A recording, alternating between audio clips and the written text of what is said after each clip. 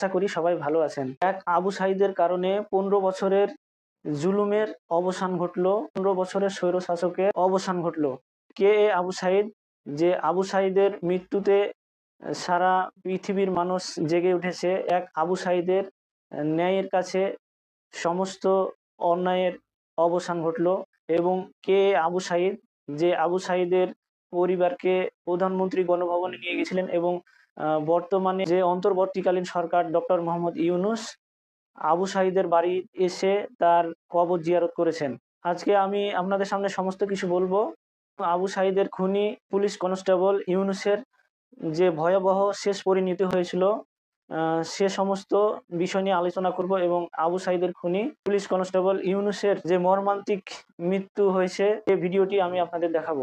ভিডিওটি কেটে না দেখে পুরো ভিডিওটি দেখার অনুরোধ থাকলো।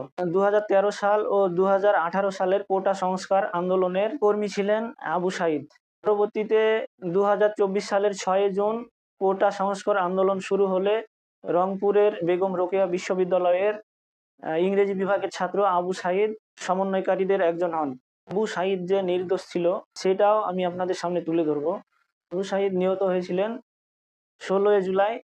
তার আগের দিনের ঘটনা আমি আপনাদের সামনে তুলে ধরবো এবং আবু সাঈদের মুখে তিনি যে নির্দোষ ছিলেন সেই ভিডিওটি আমি আপনাদের দেখাবো। চলুন সেই ভিডিওটি দেখে আসি। আমাদের যারা তৃতীয় পক্ষ ছিল তারা স্যারের উপর আক্রমণ করে সেই দায় আমাদের সাধারণ শিক্ষার্থীদের উপর চাপানো। সেদিন শহীদ হয়েছিল, সেই দিন 2টার সময় ছাত্রলীগের কাছে অনুমতি চেয়ে একটা বিক্ষোভ সমাবেশ করার কথা বলেছিলেন এবং তারা শান্তিপূর্ণভাবে বিক্ষোভটি করার কথা বলেছিলেন। রংপুরের বেগম রোকেয়া বিশ্ববিদ্যালয়ের সামনে পার্কের মোড়ে কোটা সংস্কার আন্দোলনকারীরা শান্তিপূর্ণভাবে বিক্ষোভ সমাবেশ করছিলেন। এই সময় ছাত্রলীগের কর্মীরা অতর্কিত হামলা চালিয়ে কোটা সংস্কার আন্দোলনকারীদের হটিয়ে দেন এবং বিভিন্ন হিংসতা ছড়ায়। এরই পরিপ্রেক্ষিতে পুলিশ সংস্কার আন্দোলনকারীদের রাবার বুলেট এবং টিয়ার গ্যাস নিক্ষেপ করেন। এক পর্যায়ে আবু সাঈদ গুলিবিদ্ধ হয়ে নিহত হন। সে একাই তার ন্যায়ের বুক পেতে দিয়েছিলেন পুলিশের পিস্তলের সামনে। এবার আবু সাঈদের জন্ম পরিচয় সম্পর্কে চলুন জেনে আসি। আবু সাঈদ রংপুরের পীরগঞ্জ উপজেলায় জন্মগ্রহণ করেন এবং প্রাইমারিতে তিনি ট্যালেন্ট পুলে বৃত্তি পেয়েছিলেন। আবু সাঈদ একজন মেধাবী ছাত্র ছিলেন। এসএসসিতে গোল্ডেন জিপিএ 5 পেয়ে রংপুর সরকারি কলেজে পড়ালেখা শেষ করে বেগম রোকেয়া বিশ্ববিদ্যালয়ে ইংরেজিতে ভর্তি হন। শহীদ হওয়ার আগের দিন তার ফেসবুক পোস্টে একটি পোস্ট করে গেছিলেন।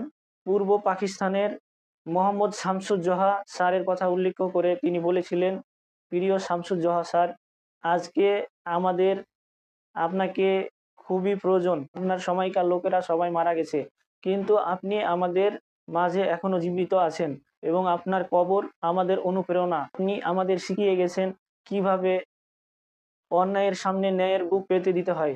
সময়কার লোকেরা সবাই মারা যেতে পারে, কিন্তু আপনি এখনো বেঁচে আছেন, মানুষের মধ্যে বেঁচে থাকবেন। মানে শহীদ আপনি আমাদের মাঝে বেঁচে থাকবেন। আবু সাঈদ ছাত্র ও তাকে উদ্দেশ্য করে কিছু কথা লিখেছিলেন, আপনি হয়তো মারা যাবেন, কিন্তু আপনি যদি অন্যায়ের সামনে ন্যায়ের বুক পেতে দিয়ে রুখে দাঁড়ান তাহলে আপনি কখনো মারা যাবেন না। তাকে শ্রদ্ধার সাথে স্মরণ করা হবে। আপনি ছাত্রদের ঢাল হয়ে মাঠে নেমে পড়ুন, আপনি ছাত্রদের ঢাল হয়ে মাঠে নেমে পড়ুন, বুক পেতে দেন। আপনি যদি মারাও যান তাহলে আপনি মারা যাবেন না, আপনি জনগণের মাঝে, আপনি দেশের মানুষের কাছে সম্মানের সহিত বেঁচে থাকবেন চিরকাল। তবে আবু সাঈদ তার ফেসবুক পোস্ট করে গেছিলেন মৃত্যুর আগের দিন। এবার আবু সাঈদকে কিভাবে পুলিশ শহীদ করেছিল সেই ভিডিওটি দেখে আসি।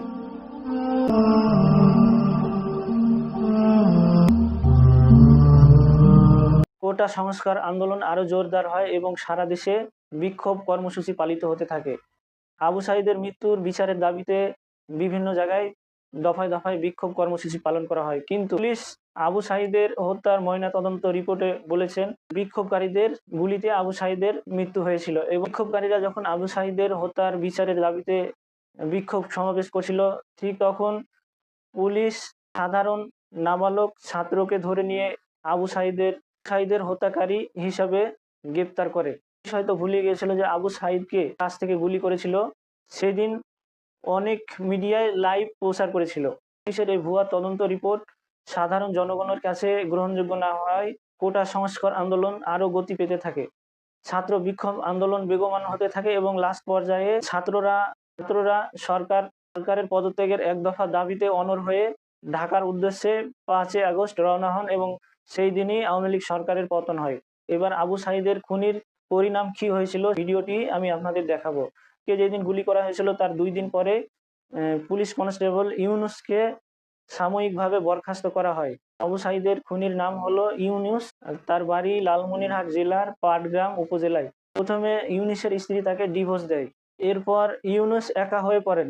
5 আগস্ট সেই দিন ইউনুসের ঘরবাড়িতে আগুন দিয়ে সাধারণ বিক্ষুব্ধ জনতা তার ঘরবাড়িতে আগুন দেয় এবং ইউনুসকে পিটিয়ে হত্যা করে তার লাশটি ঝুলিয়ে রাখে।